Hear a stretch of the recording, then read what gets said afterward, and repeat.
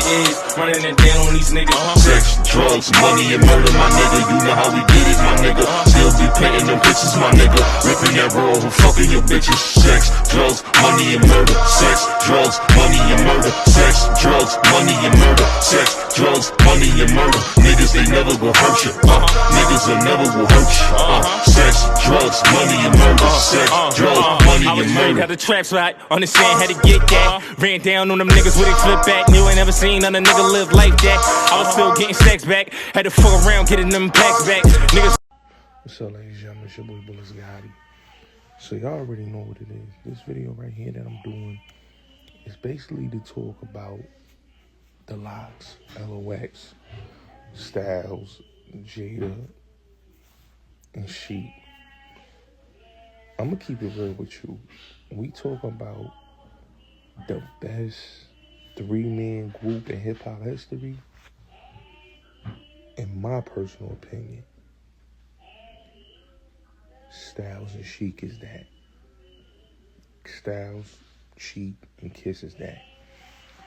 You know, to look at their career, you know, the first time you heard Jada and Styles, or Jada and Sheik actually, was on the Main Source album that came out in '94, right?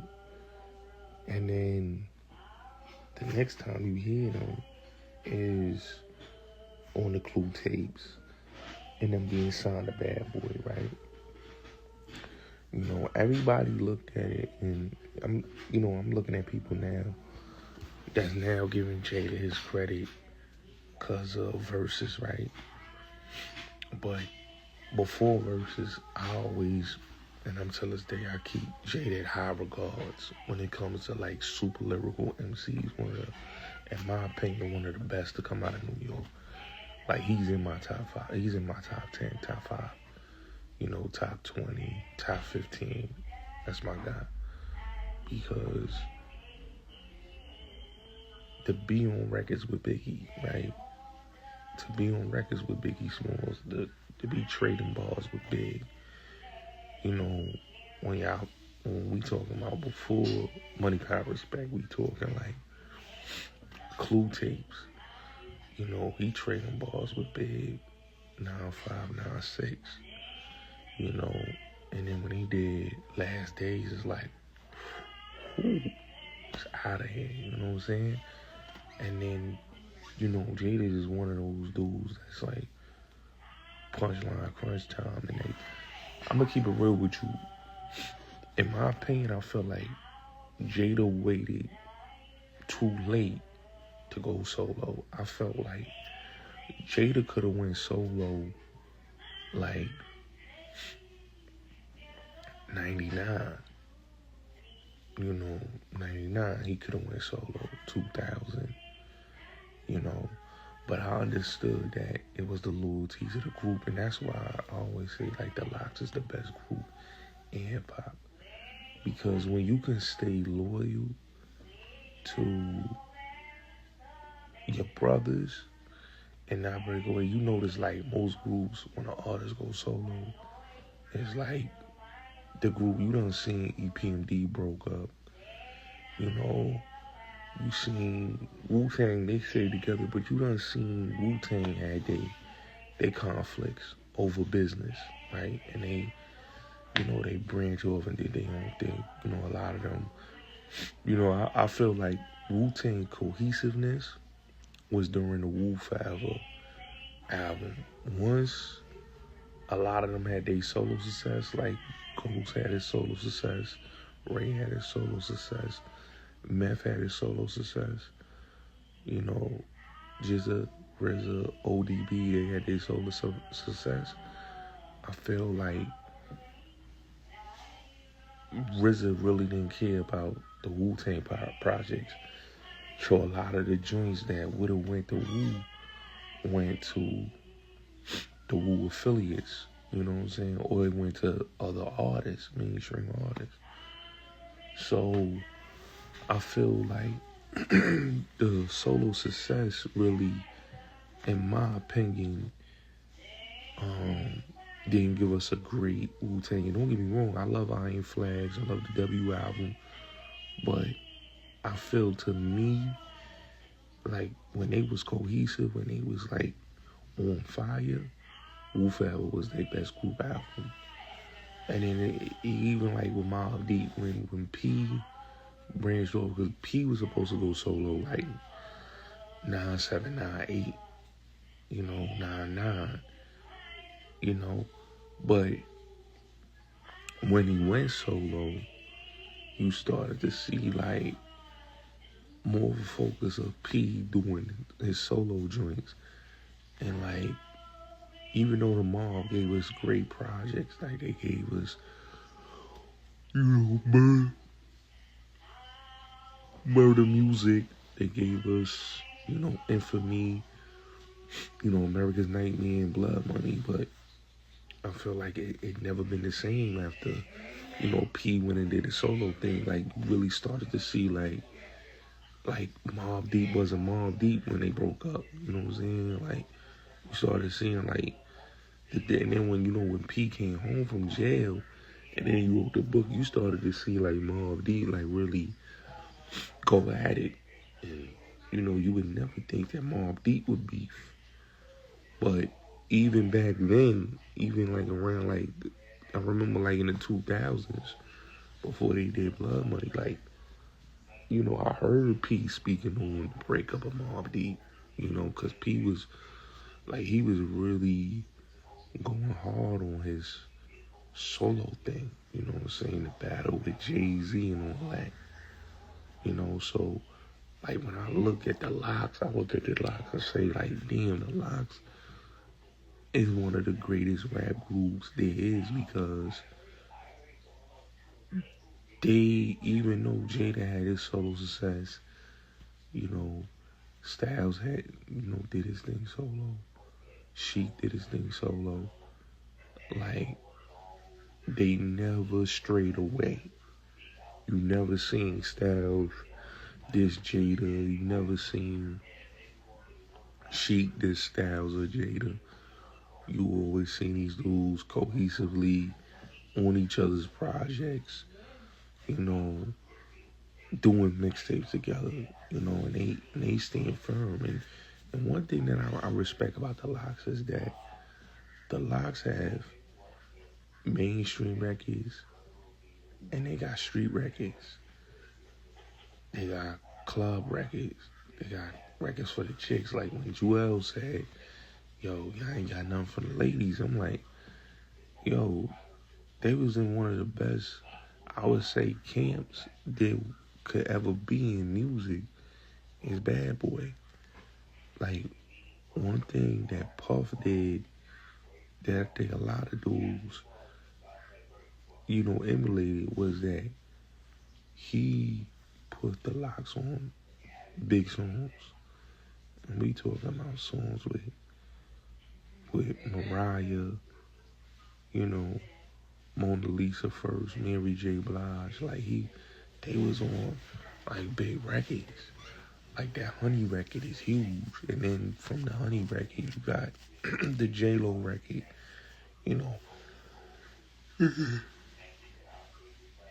You got so many big records that it still ring off to this day. And in my opinion, like, Kiss was one of them dudes, man, like, out the gate, and this is what I'm saying, like, he could have went solo off of After Money, Power, Respect, just off of his verses alone. Like, when you got Jay-Z dissing you, Put Your Hands Up, and you got Jay-Z wanting to remix every original drinks you do with Maya and with,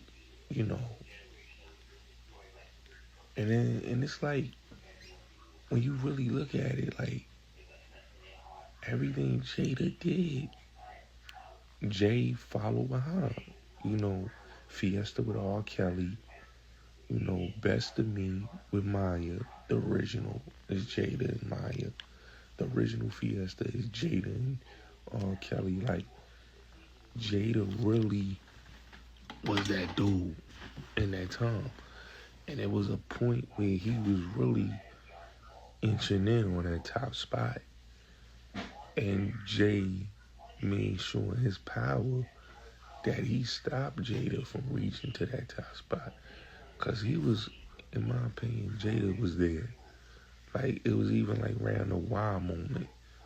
Like, Jada was there, and then, you know, the whole beef at 50 happened, and then, you know, the whole FCC ban, like, that really, like, hurt the success of that album. Like, because I really believe that that album should have went double platinum. Double or triple platinum. It was like in my opinion, Kiss of Death was a hard album. Kiss of Death was a hard album. You know, and then, you know, you got Kiss, you know, like when you look at like all the projects, the first album was dope, but it was that second album that really like showed Jada could hang with the big boys. You know, joints like wow, like gave you a different type of perspective. Like, yeah, I can give you the street rap, but I can give you the rap to listen to and think. You know, and that's what always set Jada apart from a lot of dudes that rap. Like, I'm watching dudes talking about Kiss now, and they saying, "Oh, Kiss went to private school."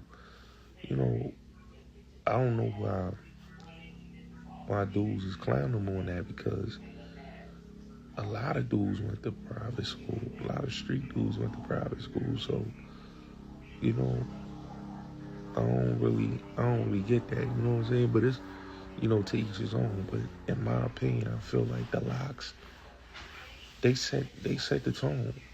You know, coming out of Yonkers, and they came out before DMX. That's the crazy thing. Like, DMX was hot on the underground scene, but the Locks was already like, they was doing it big before X. You know what I'm saying? Even though X is they big homie, X was the one that had the notoriety in the name. You know what I'm saying? But the Locks got in the game, got with Puff, and they was all over everything. You know what I'm saying? But what was smart about them was,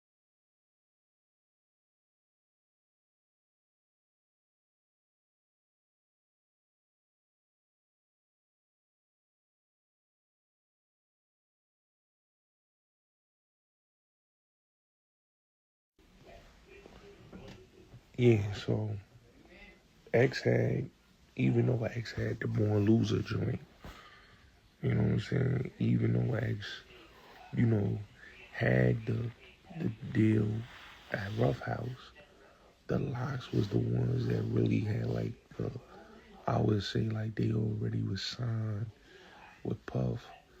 So by having, you know, the bad, because you gotta really look at it like Mace, the Locks, DMX, they all was in the same camp. You know, when Mace broke away from Dame and Children of the Corn, and he was doing his own thing, he was like, Mace was kind of like the fourth member of the Locks.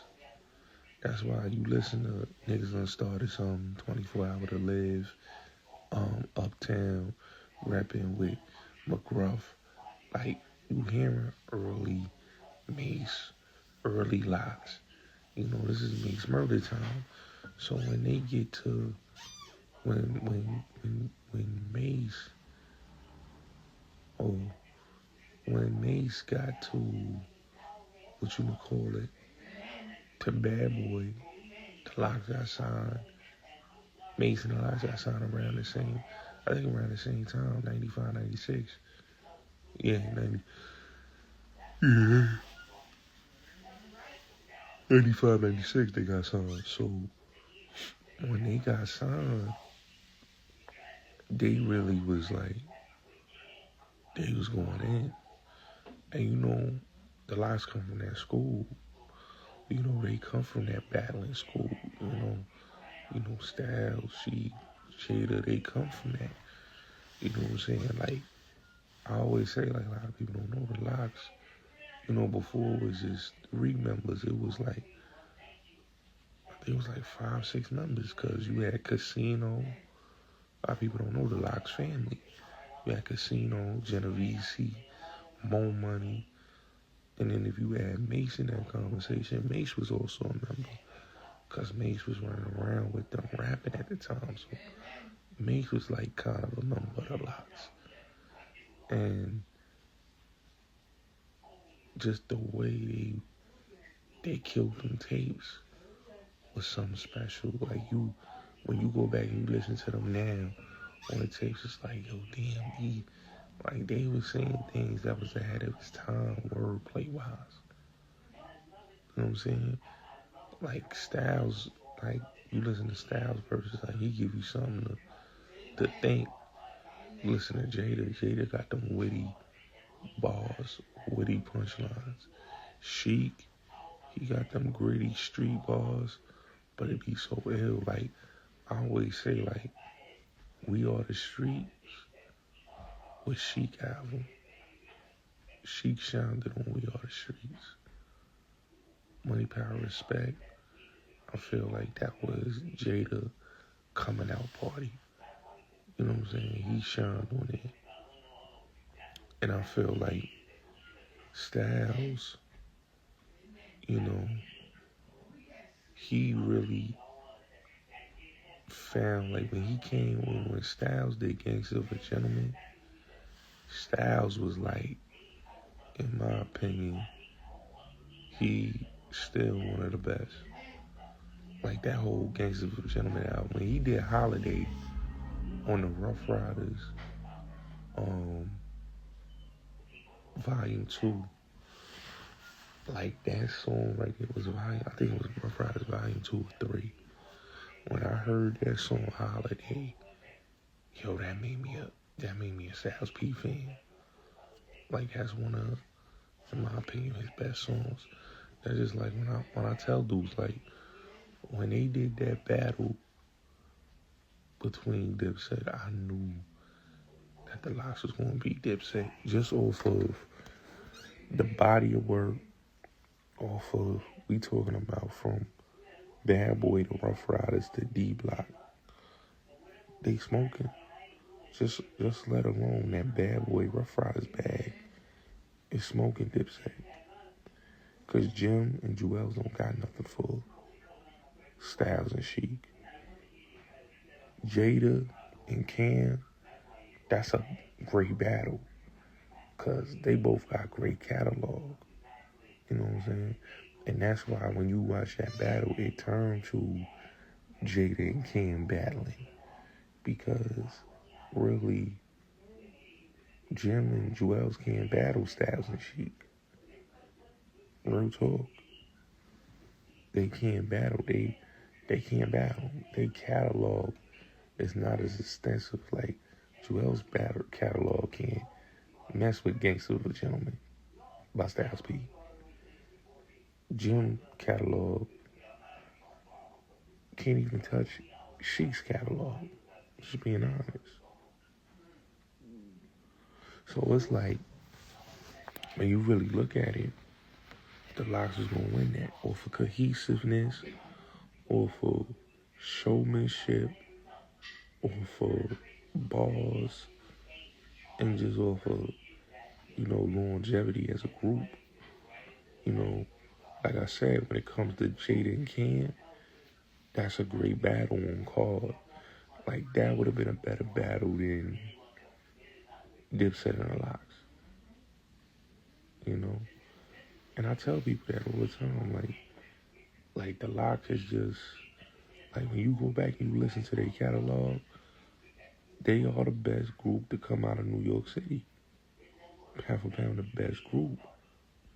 Like, I put them over, like, so many groups have broken up. Like I said, EPMD broke up, Outkast broke up, you know, MOP, they do their thing. You know, Mob D, you know, RIP Prodigy, they was doing their thing, but they was also doing solo shit. You know, the Wu, they solo, like, after Wu Forever, I tell people, after Wu Forever, like, the Wu has been so much putting out solo projects that they don't put out a lot of group projects. So when you talk about a group, the Locks has been the greatest group in the last decade that's still relevant to this day. Like, I put them over Run DMC because Run DMC broke up. You gotta look at longevity, you gotta look at relevancy, and you gotta look at who's still doing it, who's still touring. The Locks is still touring as a group to this day. You know what I'm saying? The Wu still tours as a group too. That's why I say it's Wu-Tang and it's the Locks. Like, you wanna just, if you wanna say like touring wise, the Wu and the Locks. But like, when you talk about like who continue to keep putting music out, longevity wise and consistency wise, the Locks. Like, they, till this day, put out projects. You know, till this day, they still put out projects. EPs, LPs, mixtapes, albums, whatever. They still putting out projects. You know, a lot of groups is not doing that. You know, we talking about from the 90s to 2025.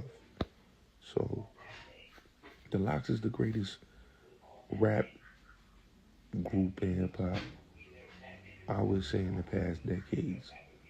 Just over consistency. They the most consistent rap group. They're the greatest consistent rap group. The Locks is the greatest consistent rap group, in my opinion. They deserve a lot of respect and credit. You know, they do. But it's your boy Vladtv. Salute.